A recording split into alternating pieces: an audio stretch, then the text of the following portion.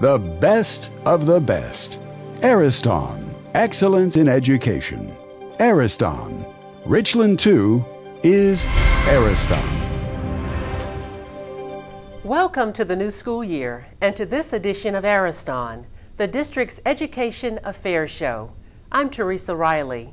I'm joined in the studio today by Bob Davis, the district's Chief Financial Officer, and Dr. Fred McDaniel, Chief Planning Officer. Welcome, both of you. Thank you. Thank you. As always, there's a lot going on in Richland 2.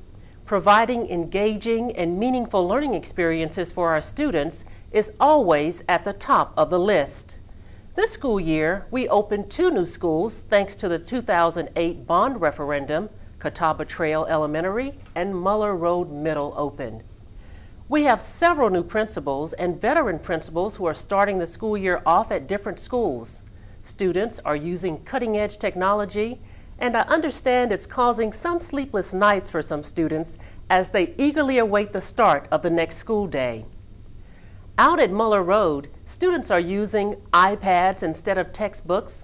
Blythewood Middle School students will soon be using Android tablets to complete assignments. At Catawba Trail Elementary, young learners are utilizing laptops and iPads and iPods that will support multimedia projects in every grade level. Richland 2 is starting the year off with 3 International Baccalaureate candidate schools: Windsor Elementary, E.O. Wright Middle, and Richland Northeast High School. Our calendar is a little different as well. For the first time, students will have a midwinter break in February. That's in addition to winter break in December. Also, parents can check grades almost as soon as the teacher enters them online using PowerSchool's parent portal. If you haven't already, please sign up now to keep track of your child's grades. The home page of the district's website is where you will find Parent Portal. Now that's just the tip of the iceberg. There's so much more. Richland 2 is a progressive district, and as a result, it's also a growing district. Dr. McDaniel, what is our current enrollment and how many students do we expect to enroll this school year? As of this morning, we are at 25,421 students, which is a growth of about 379 students from last year. If you include pre-kindergarten and our adult ed, we're actually around 26,300 students. In terms of growing throughout the year, numbers do fluctuate. We'll grow a little bit at elementary and middle after Labor Day in particular, but then numbers will just go up and down throughout the year. So with the numbers you've just provided us, how does that compare with our student population about 20 years ago? Well, it's actually about double what we had. 20 years ago, we were around 13,000 students, so in a relatively short amount of time, we've doubled the number of students that we're serving in our district. Now, we've worked really hard to try to keep our student-teacher ratios down. What are those numbers looking like? Well, that's been a board priority for many years, and they still have that as a high priority. Our ratios right now across the district are about 19-to-1. That's where it's been for many years, and we anticipate maintaining that ratio for the years to come. What does all this mean, Mr. Davis, to the finance department when we start talking about growing student populations? And also, what is our base cost per student, per pupil right now? Dr. Riley, obviously it's a challenge. I do say that if I've got to pick my challenges, though, give me this challenge as the challenge to face. As far as our base student cost, the legislature this year appropriated $1,880 as the level of base student funding. And really, comparative-wise, I've got to go back about a dozen years to see that level. That is an increase from last year's $1,647. So compared to last year, it's certainly much better news than we were expecting.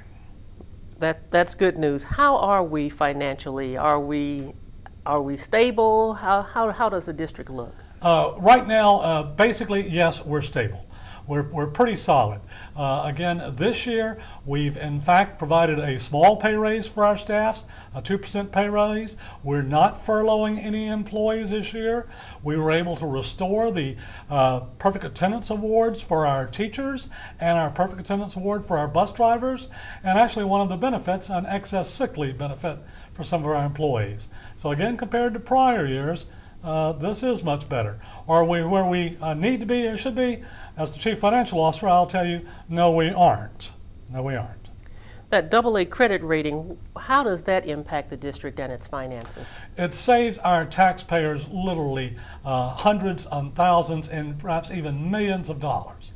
And we do that by a couple of ways. One, when we sell our general obligation bonds, thanks to our public's support of our bond referendums, we get a lower credit interest rate than we would otherwise. Also, because of that AA credit rating, we don't have to go out and get bond insurance.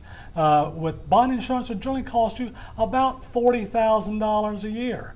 So over a 4 or 5 year life cycle of selling bonds, you'd probably save $200,000 just on that. So that AA credit rating is very beneficial to our taxpayers. Now, I mentioned earlier that we opened 2 new schools. There are several other renovations and upgrades underway as well. Can you talk a little bit about those projects? Yes, we also completed the addition of 4 classrooms at 3 of our elementary schools. We've also done a major addition at Ridgeview High School and some extensive renovations throughout Ridgeview High School. At Richland Northeast High School, we've totally renovated the administration building. Last year, we went through and did some renovations throughout the entire school, and in November, we'll open the auxiliary gymnasium at Richland Northeast. Richland Northeast was the only high school in our district that had only the 1 major gym. When you've got 32 athletic programs and roughly 1,600 to 2,000 students on a campus, you need 2 gymnasiums to fully service those students. Now, we have all of this to thank to the 2008 bond referendum, which Westwood High School is also included in that referendum, and is scheduled to open in August of next year. Dr. McDaniel, new high school, that means new attendance lines. That's right. It seems like every year in Richland 2 we're drawing attendance lines, and we're right now in the process of reviewing the lines for the new high school. We sent out a survey to our public a few weeks ago and got about 400 or 500 responses. We reviewed those responses, and we've convened a group of about 25 people comprised primarily of parents, also some students and some district and school representatives that are reviewing lines, they're reviewing options, and their goal is to put together a few options to present to the board for consideration for the board to vote on those sometime in the late fall. Okay, so you're still getting input from the public in regards to the attendance lines? Certainly. We're getting input throughout the committee, and then also prior to a vote by the board, we'll get a chance for the public to provide feedback to the proposals as well. Do you find that you're always in a lose-lose situation with these kinds of things? You know, sometimes you think so. Changing attendance lines can be very emotional for folks. There are allegiances to schools, but the fact of the matter is, as a growing district, we have many, many portables on our campuses. Blythewood High School has about 25 portables on their campus. Ridgeview High School has about 25 portables. 3 of our high schools are well over 2,000 students. So it's a necessity, particularly this year at the high school level. But yes, it can be a lose-lose because people just don't like change, and that can be tough sometimes. And we understand that, but it is a necessity. Well, recently, our Board of Trustees voted to move forward in exploring options for a new district and community facility. Mr. Davis, I'm going to ask you first, how did we get to this step? And then Dr. McDaniel, if you can follow up by addressing why there is a need to explore these options. Dr. Riley, essentially we've had a need for a new district office facility for years, multiple years. In fact, you mentioned earlier that 20 years ago we had 13,000 students, and today we have 26,000. We're still in basically the same facility we were in 20 years ago. That's one challenge.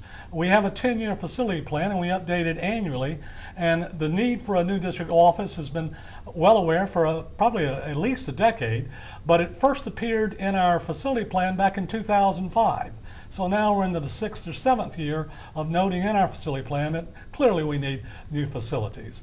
And the board has, in evaluating it, saw the need that we just don't need office space. We need some spaces for training our staff. We also need some facilities that we could offer to the public, some community use facilities that would benefit our entire community. And so what the board has done in evaluating those needs is they went out and issued a request for proposal. We had a number of firms respond to do a design build for a new facility. Again, a district office / a community use facility. And what the board approved at its last meeting was the expenditure of up to $500,000, which is a lot of money, but what would that get us? Basically, the contractor would work with the board to determine a site. We would have to go ahead and evaluate the suitability of any site. We would also have to do the programming for such a facility, determining exactly what needs to be included in the facility and quite honestly not included in the facility. And we would actually retain an architect to do a detailed design up through the design document stage, which is just short of the actual construction documents. But that would be the initial phase that, again, it's up to $500,000. It's not going to cost $500,000. But that was the funding the board allocated to get us to the point where we can make a decision whether or not to go forward with it. Have we used this design build method previously? No, we haven't. Actually, design build is a relatively new thing in South Carolina. It's actually been allowed by law for, I think this is the second or third year.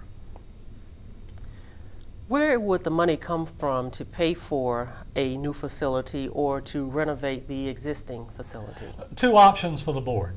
One, the board does have the option of utilizing what we refer to as 8% funding. Our board, without a referendum, may go and borrow up to 8% of our district's assessed value. That's one potential source of funding. The other potential source of funding is our 2008 referendum, and where we've come in under budget on our existing projects. So there are funds available from the 2008 referendum, which was approved by our voters, that could be utilized to fund such a project. Why did projects come in under budget? Did we somehow miss the mark in our projections, or just how did that occur?